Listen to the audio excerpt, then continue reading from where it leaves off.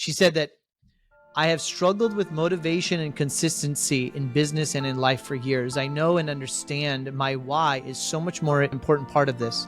The revelation I had was I need to reframe this. Instead of thinking about the stuff I get in life when I achieve my goals, I should be thinking about the things I'm taking away from other people or causes by not achieving my goals. Thoughts? Matty, to you. I don't have any thoughts on that comment.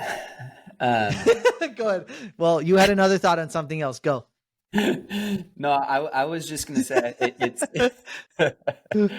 very interesting when you think about the definition.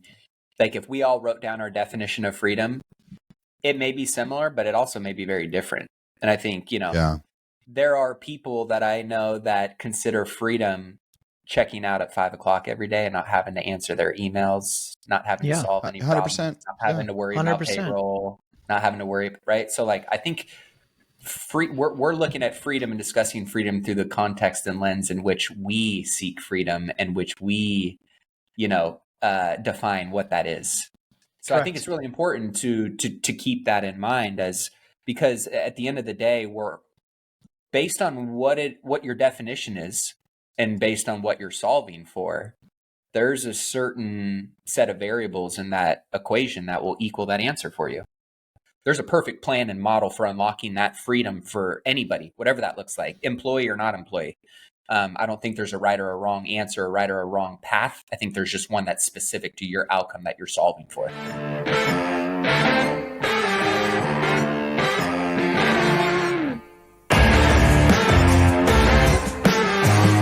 All right, everybody. Welcome back to the King's Table podcast. So good to see everybody. Thank you so much for listening.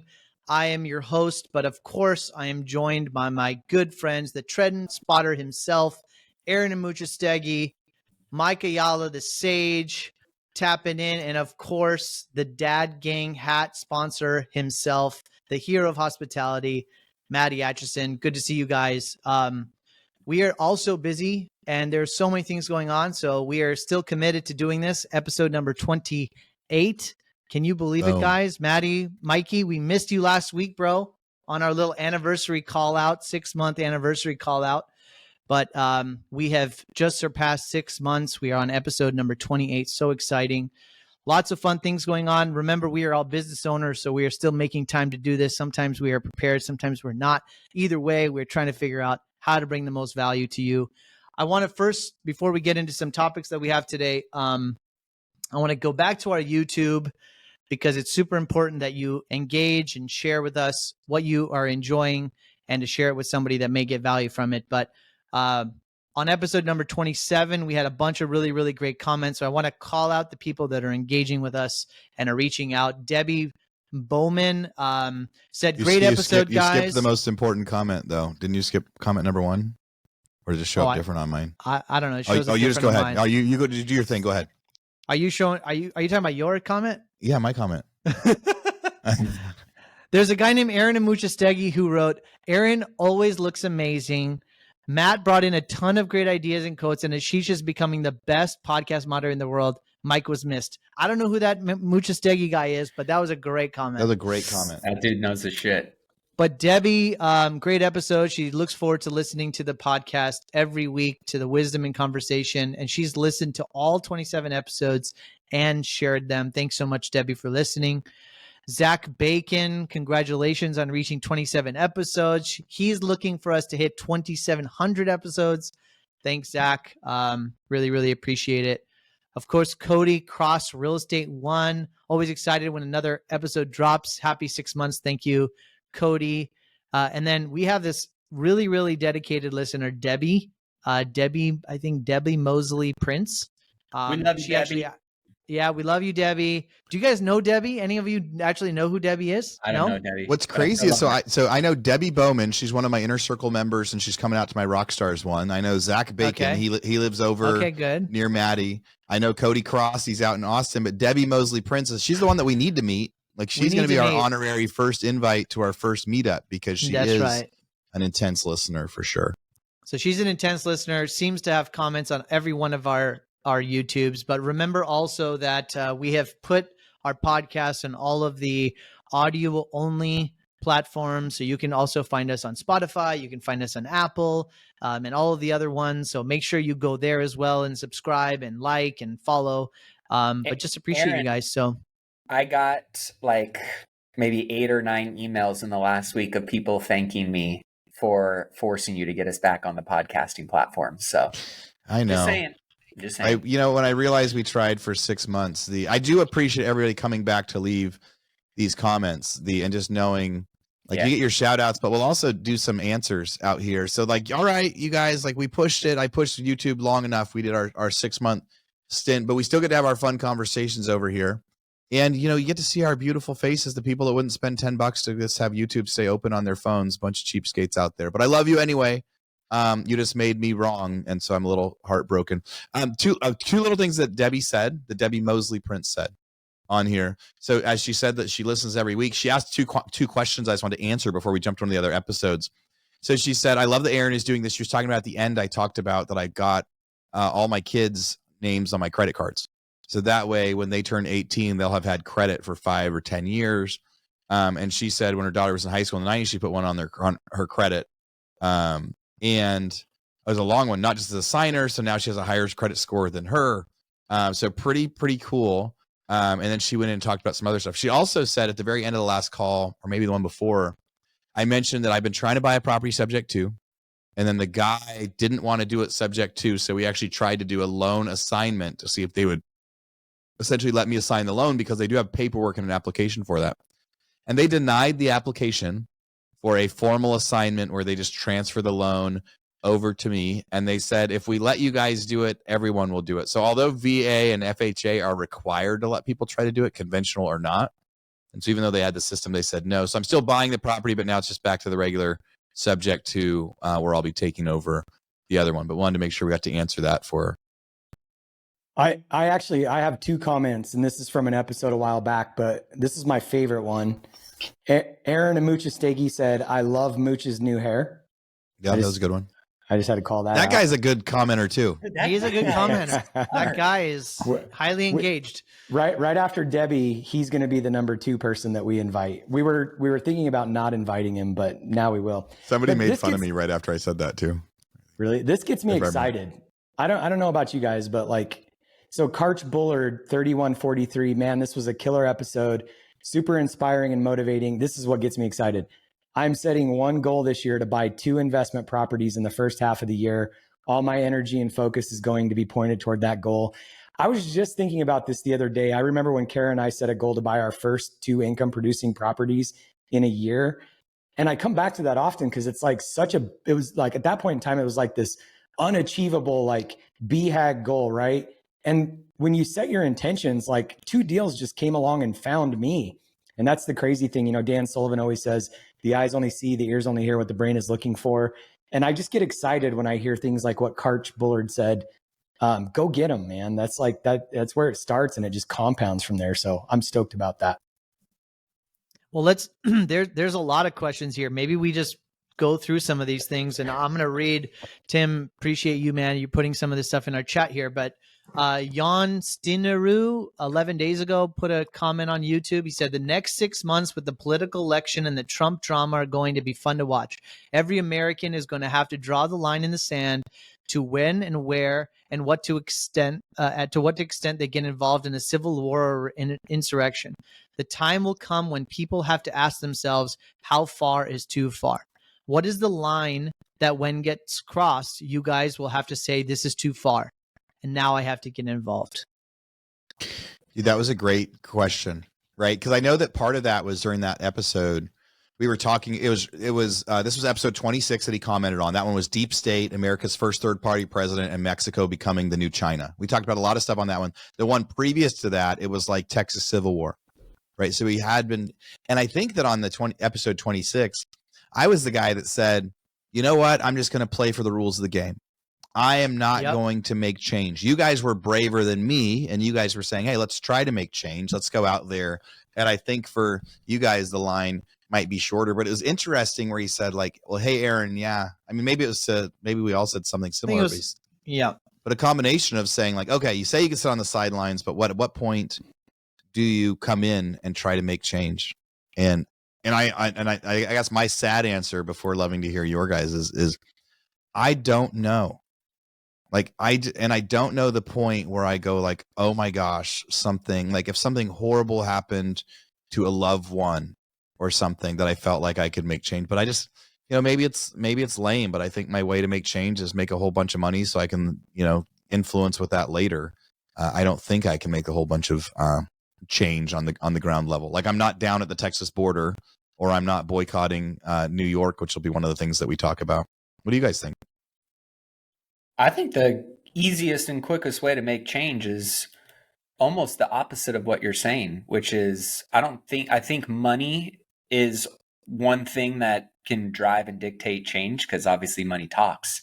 But then there's a second part of that word that I think more people need to be doing more of, which is talking. We need to be calling things out and having more public discussions. And that's where, honestly, I've seen so many people already that I'm like, whoa, I would have never expected that person to say that. Oh, that mama bear, she's pissed off. Don't go after her kids. Oh, that dude you're going after and you're pillaging his business and the community that he operates in. That's a line for him. Don't cross that. He's talking up, right? So like, I think we're already seeing a lot of this where there are important issues that, whether it's the administration or policy or something bigger that you believe, I think people are already waking up to this. And I think we need more people talking, because when you say, I don't think I can impact change except through money, I think that's a total lie that you're telling yourself. You know how many people you influence to go and take actions on changing their life by investing in real estate every day? I can already tell you how many people I hear giving feedback going, the topics that you guys are talking about on the podcast are changing my viewpoint and or impacting me in a positive way. So I think that we would be doing a disservice to say, I got to go make more money to make a difference. I think that is the wrong answer, even though I agree with you in a lot of ways, but I think more so we need to be talking up more frequently and consistently, which ultimately is why I love this show, is because we talk about stuff that even makes some of us feel uncomfortable, right? Like I see Ashish pointing to himself. Like I know for me, I'm maybe a little bit more aggressive and brash with my thoughts and, my stance on certain things. But, I think we're all very powerful communicators. And by not expressing our viewpoints and those skills and the things that we believe are, whether it's injustices or, issues with what's going on in society or constitutional things or whatever it may be, we need more people stepping up, leading from the front and talking about stuff that ultimately is uncomfortable to talk about. I don't necessarily like Charlie Kirk. He's a little too staunchy and cringy, and he's very, very conservative. That being said, I have so much respect for him that he goes into very hostile places and environments to have constructive conversations that most people are scared to have. And people like that are influencing and encouraging me to have more conversations in spaces and environments that I feel uncomfortable or hostile, maybe sharing my stance in. But I think, as he says it the best, the second we stop having these conflicted, heated dialogues and debates is the second things get dangerous, get destructive, that start unraveling, the fabric of society, that we dehumanize each other, that we make things fit very easily into a narrative that when conversation stops happening, when people stop talking, that's when things start to break down. And so my answer to yours is I agree with you. And I think you are such an influential and powerful person. When you talk, I listen. And if you've got other things that are important to be talking about, I think we should be talking about them. I think for me, of course, Matty has all the wisdom always, but I think spot on. I think the reason why I called Mike, like whatever, Mike, right? 9 months ago, 10 months ago, maybe a year ago, is like, I have this idea. And the reason why I want to do this is because I feel like I need to have more opinions, and I need to learn how to defend my arguments. And I need to know when I should be standing up for an opinion and not being passive about it. And I thought that was a skill that I wanted to learn, because with business and I mean, we have so much influence in our own little ecosystems, and then through social media that influence somehow becomes broadcasted in a way that we may not even be able to measure. And so one of the things that, I mean, I'm not the guy that's probably going to pick up a gun and stand in the front line. I don't know if that's my highest and best use, right? Not that I wouldn't or I shouldn't, but I don't know if that's my best use. I think so. What I'm trying to do here is learn how to think and learn how to think for myself and have challenging conversations and put myself in places where I may disagree with people that I love, and how can I deal with that productively so that everybody wins. And I think that's what we need to do more in this country. I don't know if I necessarily learned that growing up, and so I'm trying to learn that now with you guys and with our community. So I think we do underestimate how much power we have in influence, Mooch, as leaders, as business owners, because we just know ourselves. We just see what we see. Well, you guys take this shit down. Well, you guys, and this guy has a gut. Okay. The only difference between this AI representation of Ash and this guy is that this guy eats protein. That's it. That's right. That's all I would say. That guy eats meat.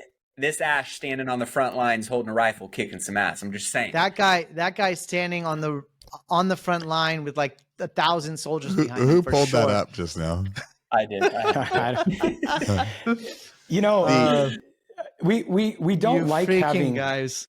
Many times we avoid. Here's an example. So we hate calling other people out, but you know, Ash just said when he called me with this idea, this was my idea. Just for the record, I was sitting in Pinehurst. Freaking guy. This is the problem. This is the problem in America is like people have these weird viewpoints.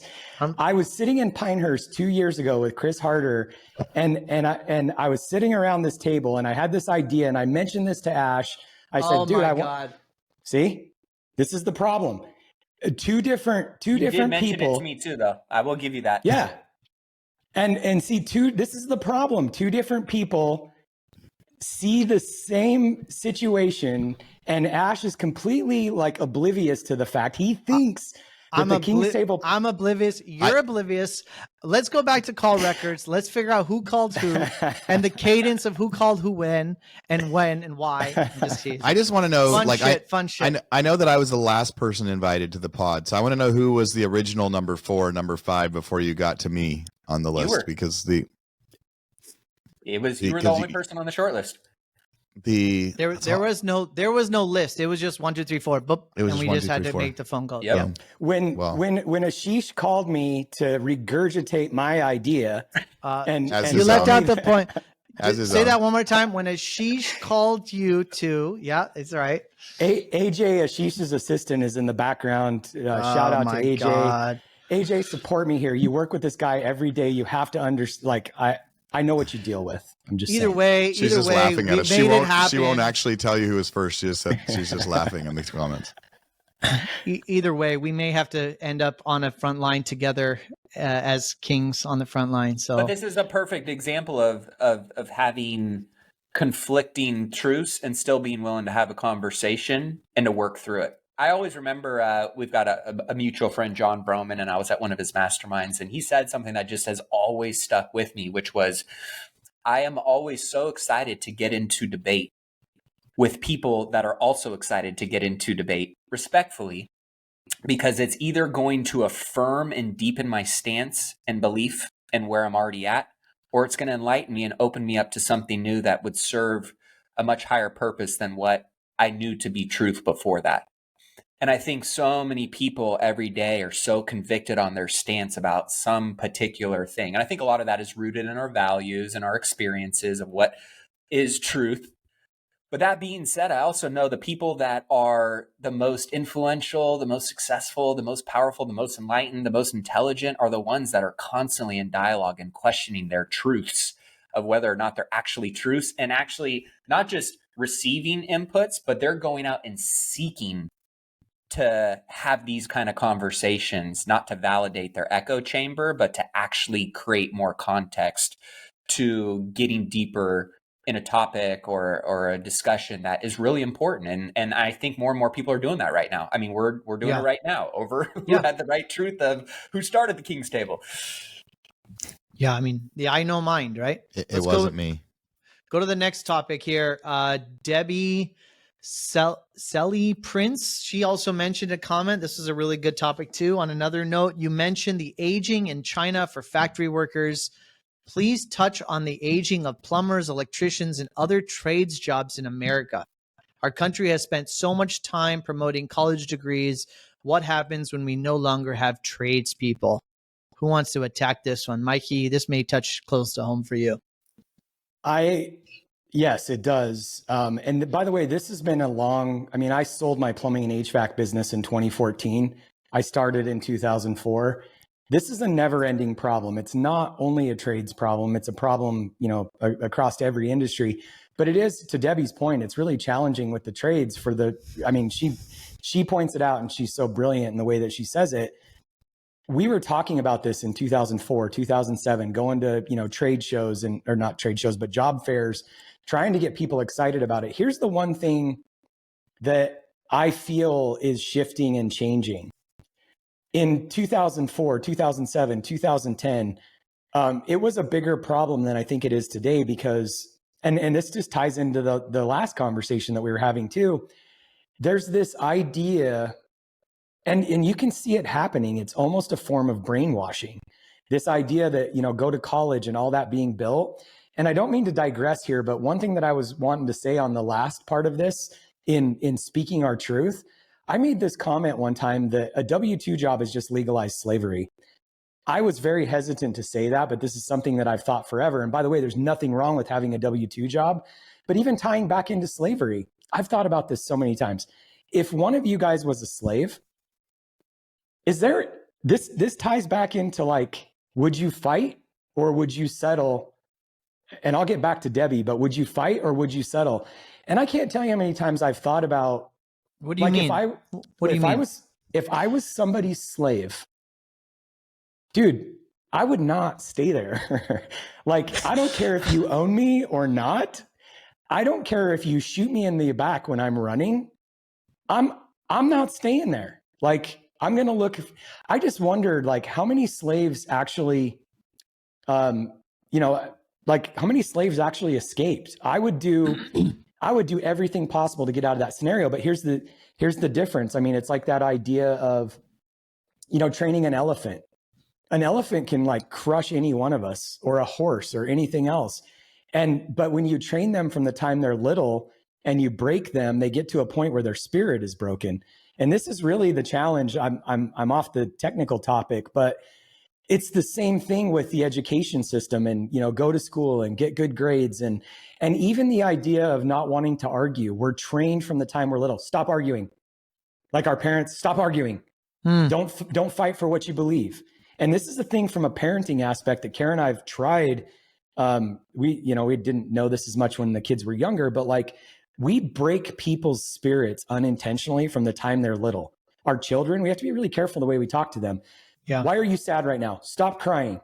We're suppressing emotion, and this is ingrained in us from the time we're little. So back to Debbie's comment or slavery or any of this, it's an ideology that's ingrained in us, and we lose our fight.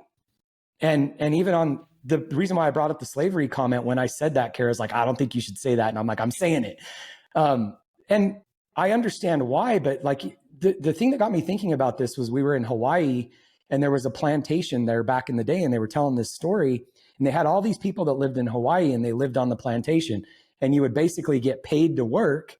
But in reality, it was a form of legalized slavery, because the way that you got paid is credits in the store, credits toward housing, and then a little bit of money deposited in your bank account.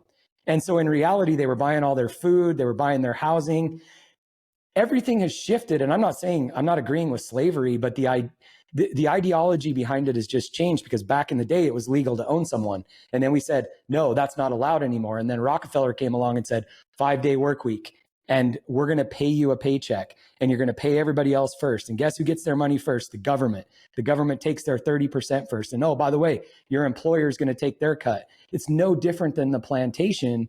It's just presented in a different manner. And so back to Debbie's comment, I think the ideology is deeply rooted in us of go to college, but I think that's shifting. I think, to what Matty was saying earlier, the ideology is being broken down. And really the only thing that people care about is their purpose and making money. But we've been told for so long that the best way to, have purpose is to get a bachelor's degree and then a master's degree. And unless you have an MBA, you're not of any value.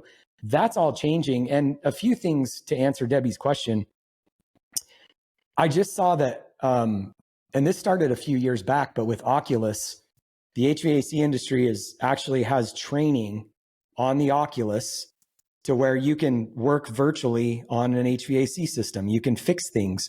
Apple's coming out with That's technology. Getting even better, right? That technology it's getting so much better. And when I went to trade school, I had to work all day and go to school for 3 hours every night. But as an HVAC owner, if we had Apple or Oculus, every time they complete a course, I could pay them $45 and they don't even have to lose their house. And so I think, when people start to realize that as an HVAC tech or an electrician or whatever, you can actually make $120,000, $130,000 a year if you go to work for the right company, and everybody needs it. So I think we're going to see a shift in this. I think technology is going to help accelerate that to where, and just getting tactical for a second, it takes a long time for a technician to really learn their trade. It takes 10 years to become a master. But if technology can reduce that, and I have some ideas for technology too, that we can have like ride along text and that kind of stuff. In fact, I have a consultant in the industry that shared an app with me the other day that it's on their iPads and their iPhones, which every company has that now. And the AI is in the background listening to the salespeople and the technicians. And if the technician doesn't say, hey, I have to put my booties on so that I'm protecting your floor, or if the sales guy doesn't offer good, better, best, then the AI actually gives feedback to the sales manager. And so there's all this training that's happening with AI, and that's going to completely accelerate. But again, the ideology behind it, people beginning to understand that my purpose isn't in an MBA. It's really just about making money and how do I build a better life for me. I think you're going to see this drastically change in the next 10 years. Yeah. I got a couple things to add is maybe talking about how we got here. Right. So again, her question said, touch on the aging of plumbers, electricians, and other trades in the U.S. Her comment was that we spent too much time promoting college degrees, but what happens when we no longer have tradespeople? And I think Mike's solution that it is going to shift the demand and cost. Tradespeople will come back if they're getting paid well enough to do it, right? And they have that understanding. In 2005, there were tons of tradespeople. And the way that it worked in framing companies is you got brought in and you were an apprentice, and you were an apprentice for a few years. You studied under the other guys, and every year you got a raise, and eventually you became a master. And in plumbing, it was the same. And in electrician, it was the same. And in surveying, it was the same. And then in 2009, first time in U.S. history, because it's actually like that since Rockefeller said, people are going to have jobs. That's how this trades work. Specialist trades, there was always apprentice programs from the beginning of time until 2009. And then 2009 was the foreclosure crisis, the absolute crazy foreclosure crisis, where houses just didn't get built for 3 or 4 years.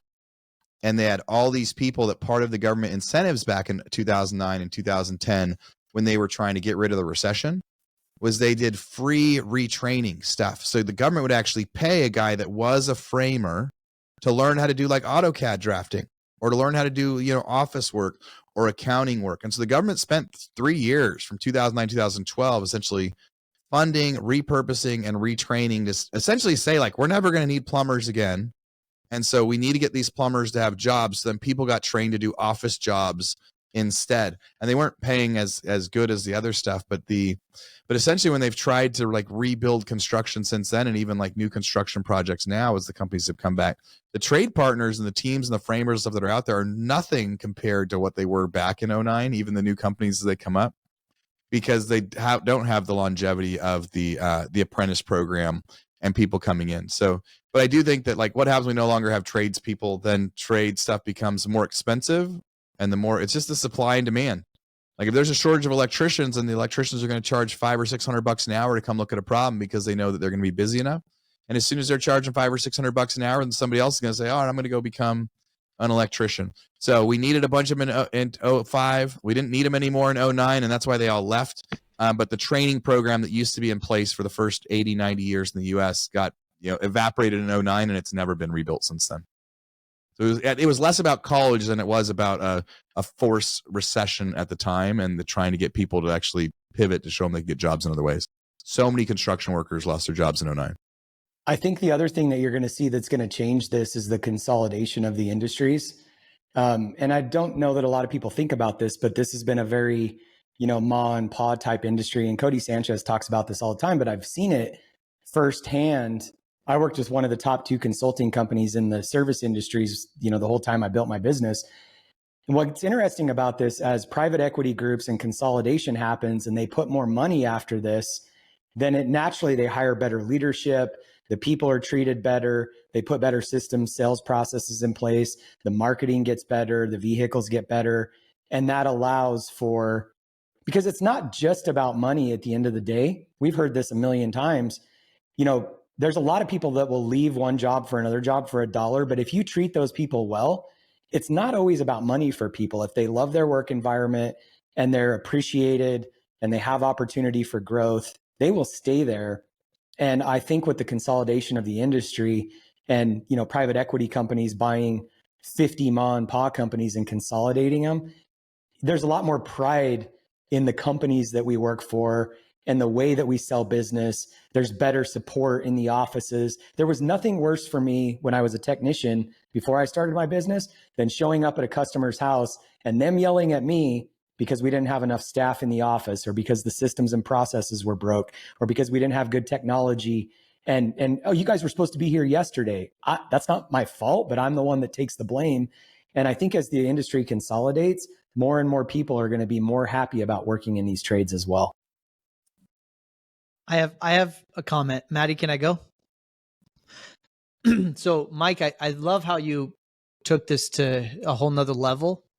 I think let me address that mechanically, and then I want to get into maybe a philosophical, spiritual conversation. I think you're spot on. I think the seasonality of workforce and what we need to do in order to live our lifestyle of the civilization, I think will just ebb and flow. And if people need toilets fixed, somehow toilets will get fixed, right? Capitalism solved those problems. I think that AI, we live in a world today where you're right. Some guy off the street can put on a set of Apple goggles who is watching some software being trained, and they can just follow instructions and they can get trained on what to do with, whether it's plumbing or electrical or HVAC or whatever. And I think that we're going to bridge that gap of knowledge and education and skill sets pretty quickly for people that are out in the field. I think we're seeing such a fast, rapid pace of AI and implementation of how people learn. I don't know if you guys saw this the other day, but we talked about this on another episode a few weeks ago where Elon implanted a chip in somebody's brain, and he just announced yesterday that person can now move a mouse with just thinking. So we're already on this track record of being able to learn faster, implement knowledge faster, and bridge the gap between becoming an apprentice and a master.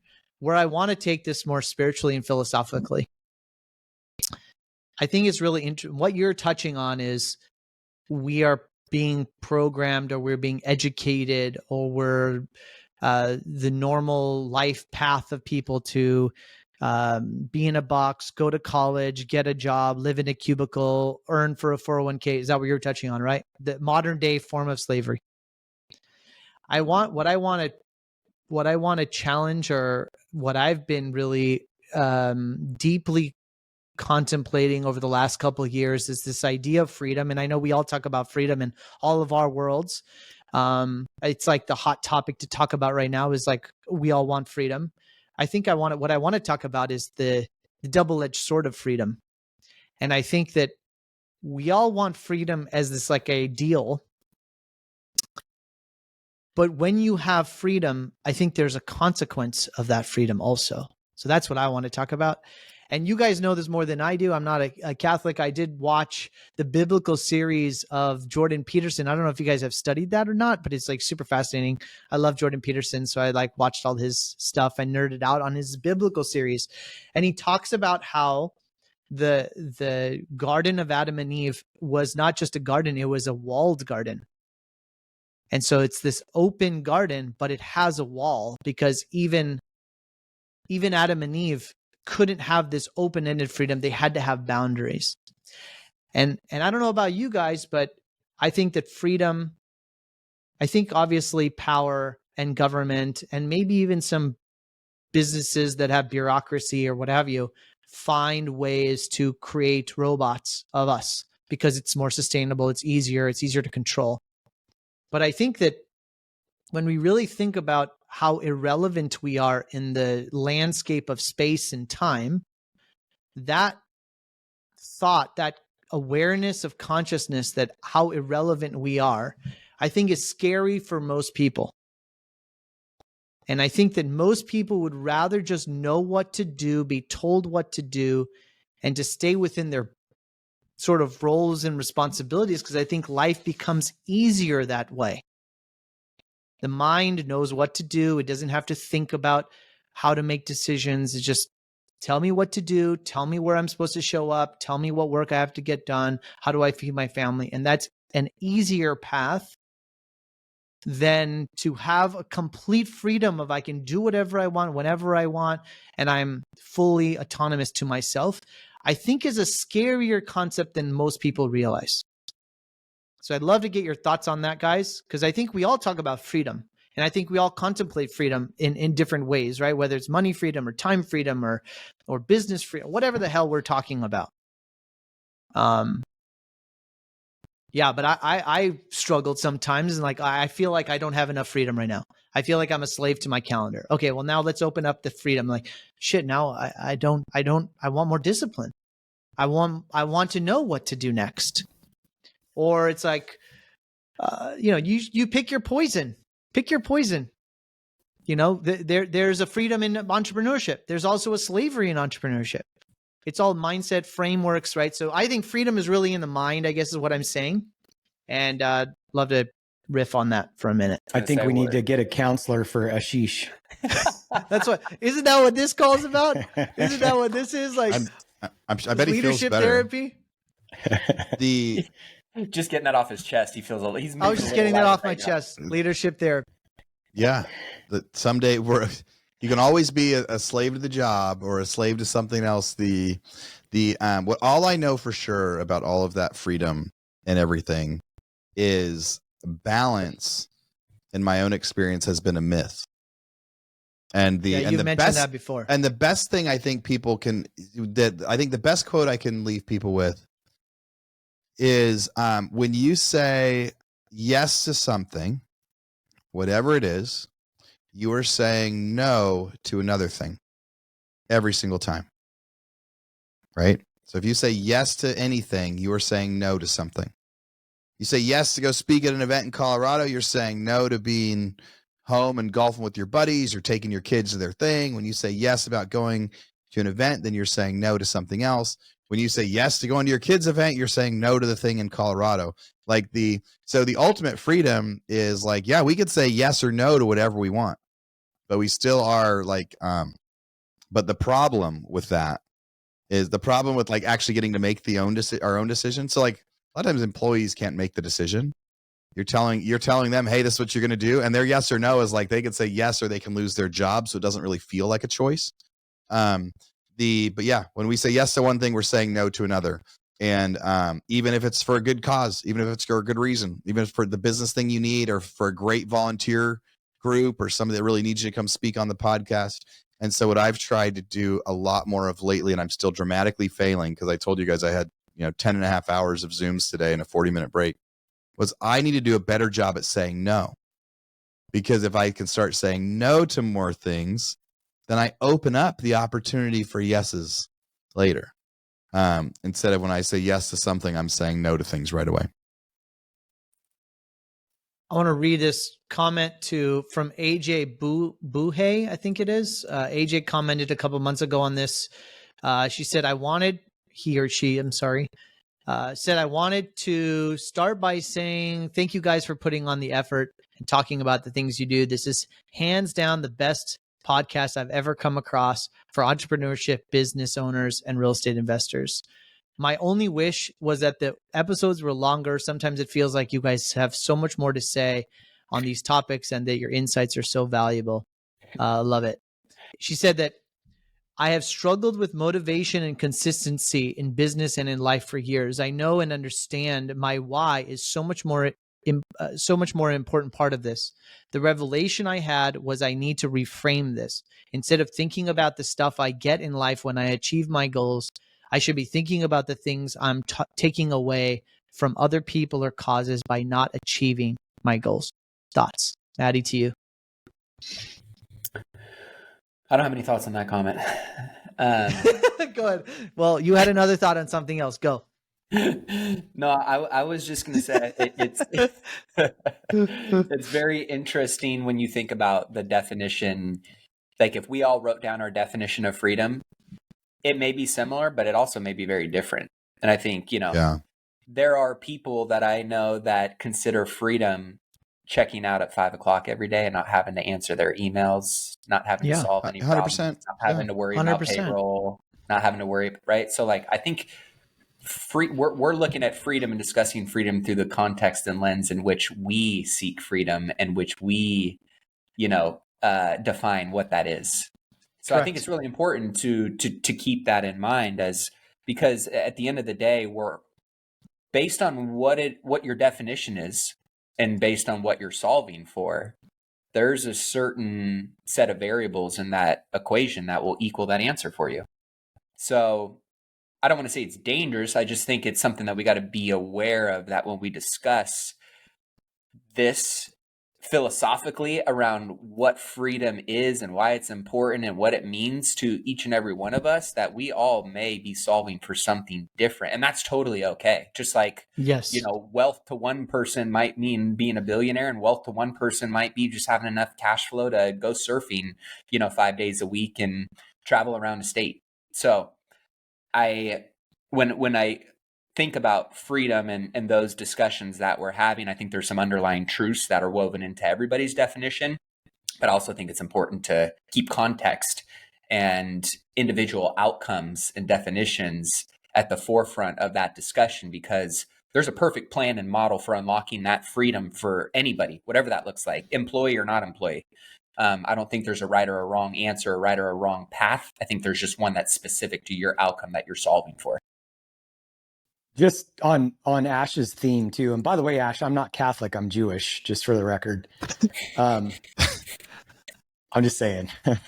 But what's interesting within this, and Matty, I agree with what you said. It's like I have two thoughts on this, because I can't tell you how many times, as an entrepreneur, which everybody on this call is, we set out with this intention. The reason why I became an entrepreneur is because I was working 100 plus hours a week and missing my kids growing up. And I didn't start my business because I wanted freedom. I started my business because I literally said, if I'm going to work 100 hours a week for someone else, I might as well just do it for myself, because then at least I can be home at night. And that's where my journey started. But you know how many times I've woken up and realized, and this is the human sickness, I think.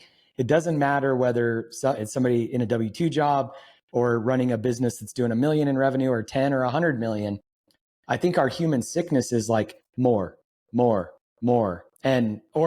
we start heading down a certain path.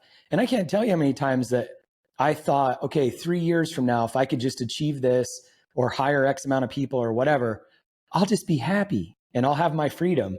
And then you go down the road and you've got 100 employees and you don't have your freedom, or you had 100 employees, but you had to lay off 30 of them and now you're working. So it's the human sickness of just like not being happy. And back to the Jewish statement, the reason why I brought that up was, there's a story in the Old Testament where the children of Israel they were slaves to Pharaoh. And you watch this story and they were slaves and God brought them out of Egypt. And then you fast forward and the children of Israel. So in this story, like God never designed them to have a king. That was not, and even if you think about why America was founded. We broke away from the king. We wanted freedom. But the crazy thing about human nature is we tend to come back into bondage. And the children of Israel are a great story because they came out of bondage, wandered through the wilderness, and then you fast forward and they were asking for a king. God said, you don't need a king. And they kept asking for a king. And so God finally gave them a king. His name was King Samuel. And then everything went to hell. And it's human nature. The reason why I bring up that story is because I can see it in my own life. Well, that's what I'm saying, Mike. So why do we do that? Well, I was about to answer. The reason why we want a king in our life is because we want to put responsibility off of ourselves and onto someone else. And it's human nature. I mean, even when we find ourselves as entrepreneurs, and I'm not saying this is a bad thing, but when we find ourselves in trouble, we just go to a mentor or whatever and just tell me what to do. Because in reality, we want somebody to tell us what to do. And I think the core deep-rooted issue is we can't handle freedom. We can't handle the responsibility on the other side of it because we want somebody to tell us what to do. Just, would you make my life easier and just tell me how to get out of this? And in reality, that is not the progressive human level that we're all really seeking after. How do I become the highest version of myself? Make decisions, make mistakes, and own it. But we want somebody else to blame for our problems. I'll tell you really quickly a story because I'm going through this literally right now. I called my wife this morning and I'm struggling through some really difficult seasons of complex decisions that need to be made. What to go, what to not go, what to say yes or no to. There's like 4 or 5 balls up in the air. We've talked about some of this stuff offline as a group. And the wisdom that came through that conversation was simply like, there's not a simple answer. I wish somebody would just tell me what to do. I've asked you guys, I've asked mentors, I've asked, my partners, I've asked my wife. No one can just simply give me an answer to what to do. The scary part is I just realized that now it's just a season I got to go through this shit to let time and whatever it is that has to manifest out of this, I just have to suck it up and slave through it. I should be careful of words, what I use. What I mean is like, you're just going to have to like Mike ruined the podcast today. It's not that meaning you're just, there's no simple, clean answer. The freedom of the choice is scary as hell. It's uncomfortable. I don't know what to do next. I'll tell you what to do. Not an easy answer. And really like we do want somebody just to tell us what to do next. And so it goes back to what I was saying is I think freedom is sort of this cloak of everybody wants freedom, but you got to be careful when you have it. I love, Matty, you're right, is we want to be careful in not throwing freedom into this big bucket that freedom is bad. But the answer about what we all want in terms of the freedom we want is different for everybody. Mm-hmm. So it's just a fun, it's fun. And it can feel like torment, but I feel like I've gone through it enough to know like, okay, this torment is healthy and I just have to suck up the torment and just work through it instead of looking for an easy answer. Mooch? Well, I was gonna say, I'll tell you what to do, dude. Just call me offline. I'll just give you an A or B. I'm really good at that. Good. I think in the past, I mean, I'm total opposite. I know that I would be a billionaire today if I had people that I was like, could ask advice of back in like 2011, 2012. And if I would have, I still way too often don't. Maybe I choose extra freedom, but I still choose to not have a king, not get advice. And 99% of the time, in hindsight, I would be way better off if I'd asked somebody for some advice and some guidance. So on the other side, I'm probably the opposite again, where most of the time I shot myself in the face was because I should have said like, "Hey, what do you guys think?" And instead, I'm like, "I'm just gonna give this a shot." Do you think you'd have more freedom or less freedom as a billionaire? Well, man, I'm going to say more for sure. That's a good story. But it's also a very good question because I don't know if I'd be lying to myself about that. It is a good question. Yeah. I mean, how much freedom? And again, it goes back to definition of what freedom equals. How much freedom do you think Elon Musk feels like he has on a day-to-day basis? Yeah, very little. Like our definition might be like, holy shit, that dude's. Well, but he also like. But that you see him on stage with the Disney guys. he gets on stage with the Disney guys. He's like, "Go F yourself." Like, you're going to tell me that I need to change my programming. Like, so like, there's some stuff where he's kind of like, but that's his freedom of speech. But well, he's flexing that freedom, right? Yeah, I mean, and I'm not debating against that. I'm just saying it's very interesting, right? You throw some people, let's just say we took a W-2 person, the average Joe or Jane, and you put them into Elon Musk's shoes. Do you think they would feel like they have unlocked the ultimate freedom in life? Or is that freedom very unique and individual to Elon Musk's personality, his skills, his goals, his true human capacity? It's a very interesting discussion to have, right? Because I think it is an interesting. Certain people would say, yeah, I'm going to have way more freedom as a billionaire, freedom to do X, Y, and Z, right? Freedom to say this, freedom to make a difference in these things, freedom to go start this business, right? And other people might go, I just lost all of my freedom because I'm tapped into all these responsibilities of these businesses and these people and these financials. Like that is a jail cell for me. Well, I'm going to choose to rather figure out how to do it as a billionaire instead of not, because even though more money, more problems, I'd rather try it and just see, might as well give it a shot. But you know who we should interview about that is our buddy Kurt. He's also one of our listeners that probably comments and shoots a bunch of us messages. But when I was in Croatia with these guys 2 years ago, right, bunch of GoBundance guys, and Kurt goes over his life happiness index. And Kurt was at a 9.99. And every day he wakes up, sleeps in, does what he wants. And he's like paddleboarding and pickleballing and stopping by. Man, and I found myself on that trip going, I want to be more like Kurt. And he would joke and he'd say, no, I'd trade it for I would trade it for the net worth and the horizontal whenever. But the reality was I couldn't have been more jealous of anyone in the world than I am of Kurt, because he has the ultimate, like, at least back when we were in Croatia, he had the ultimate happiness level, ultimate level of freedom. He's just chill. So his blueprint of freedom aligns with the outcome you obviously seek and desire, right? So I think it's just interesting when you start dissecting all of these people, your level of freedom might feel like jail to me, and Kurt's level of freedom might feel like freedom to me, right? I don't know. I mean, this is the fun thing, Mooch. You said this yourself, is like when you say yes to something, you say no to something. You could have that right now if you wanted. You could, right? I mean, you have enough wealth where you could buy a fucking mansion. Excuse my language. You could buy a mansion on any paradise city in the planet and move your whole family there, have enough passive income for the rest of your life in Costa Rica or Croatia or where the heck you want to go, and surf all day and boat all day and whatever you were admiring about that guy. Yeah.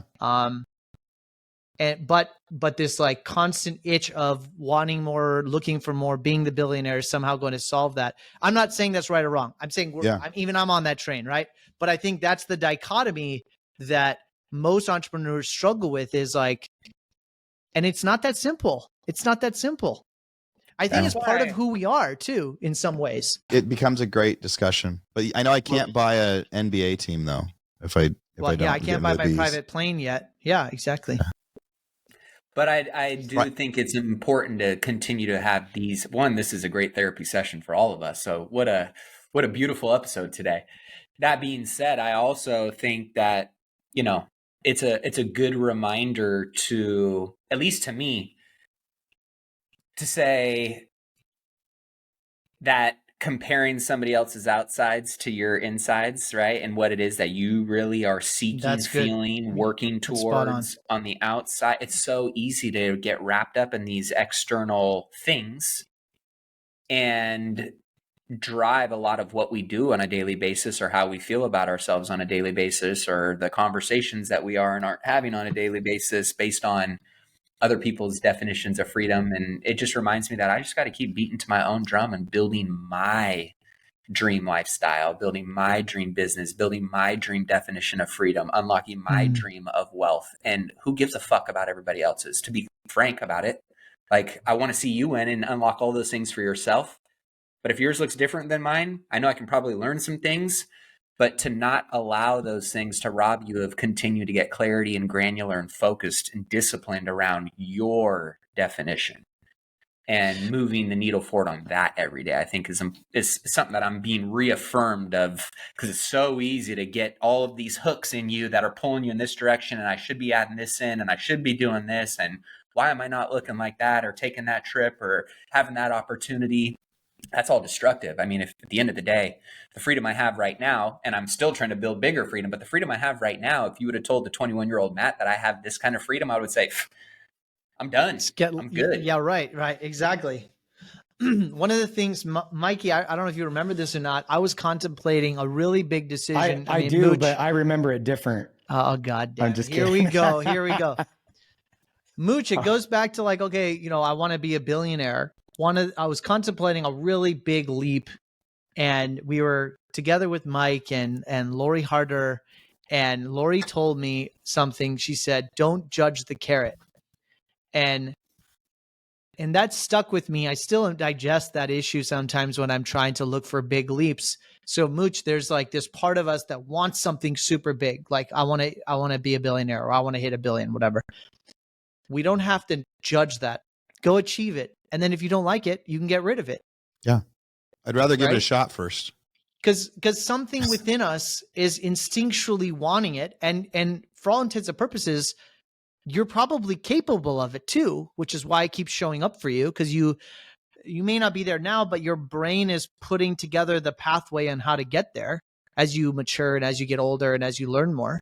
And so it's probably in your destiny. So don't judge the carrot by not going after it. Go get it and then get rid of it if you don't like it. And I thought that was a really powerful frame for me of like, don't be afraid of playing big and going after big things, because once you win, which you likely will, if you're determined and persistent enough, then you can get rid of it. Like, Matty, hey, I want to be in the hospitality business. Oh, maybe I shouldn't be. Am I comparing somebody else? Am I capable of that or not? Like, no, go freaking do it. Go be the hero of hospitality and then pivot to another market if you're not happy anymore.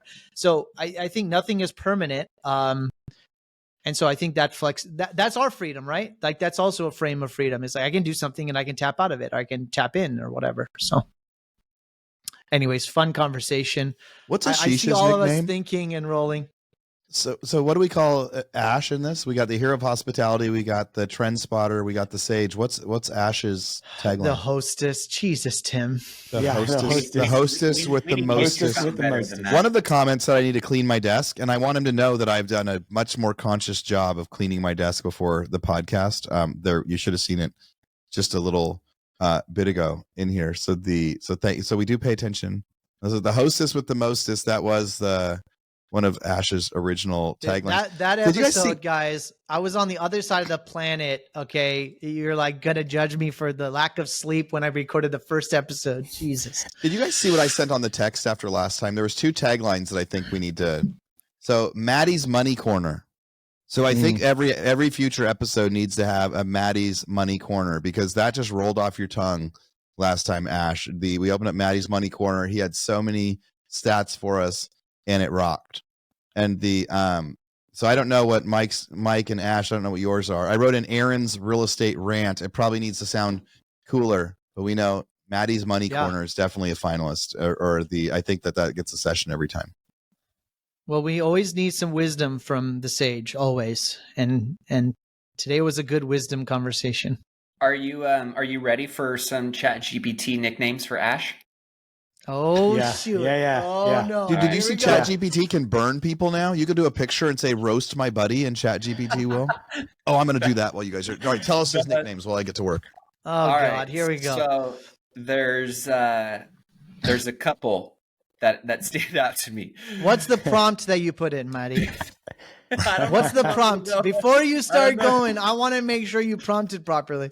All right. So I said, I have a friend who I'm on a podcast with, and I want to give him a great nickname. He's an awesome Indian guy, a girl dad, owns $100 million company. They build furniture. He's in hospitality, an amazing leader and biz owner. What are some fun nicknames for him? You ready? Okay, good prompt. I gotta give you credit. Good. I want it to be clear. Okay. The Maharaja of Furniture. Ooh. The Sultan of Sofas. I like that one. That's good. That's good. That was good. There we go. Mike gave it 2 thumbs up. One. The Chairman of Charm. This one was the hospitality hero, which I thought was the design duke and the hospitality maestro. The Maharaja. The Sultan of Sofas. Yeah, that's so good. I just picture you with like what was his name from Aladdin, with like just a big old cane that has like a big couch or a desk on it, and you just walk around your office. You are the Sultan of Sofas.